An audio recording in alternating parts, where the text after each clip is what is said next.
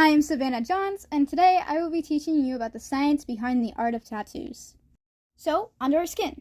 So when learning about the skin in any class, one of the first things you're probably going to be told is that it's our largest organ, as it covers the whole entire external part of your body. Now, the skin is made up of three main layers: the epidermis, the dermis, and the hypodermis. But for today's subject, we're just going to learn about the epidermis and the dermis. So what is the epidermis? The epidermis is actually the top layer of your skin. It gives protection to your body, and it's made up of epithelial tissue.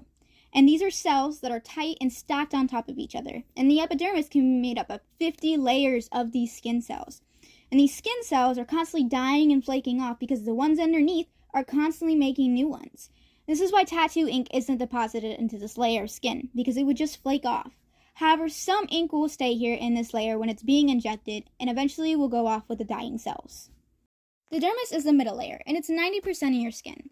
The dermis also supplies blood, which gives nutrients to the epidermis layer. The dermis layer is important because this is where the tattoo ink is going to be deposited.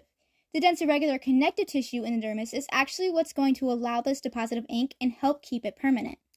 There are less cells in the dermis than there are in the epidermis, but the cells that are there are called fibrocytes, and they help keep the structure of the skin, and they also produce an abundant protein fiber in the body called collagen. Now, this collagen goes in all different directions, and this is why the tissue in the dermis is called dense irregular connective tissue.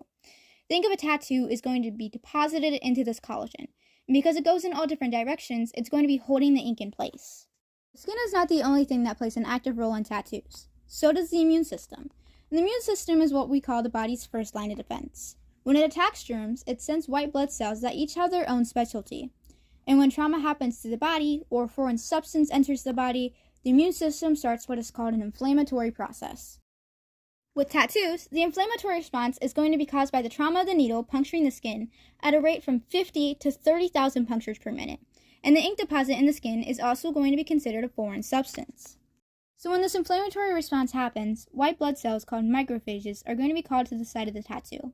They roam through the tissue to find this ink, and once they do, they'll engulf these pockets of ink through a process called phagocytosis. Once this process of engulfing happens, it's going to be breaking down whatever it has engulfed and digesting it.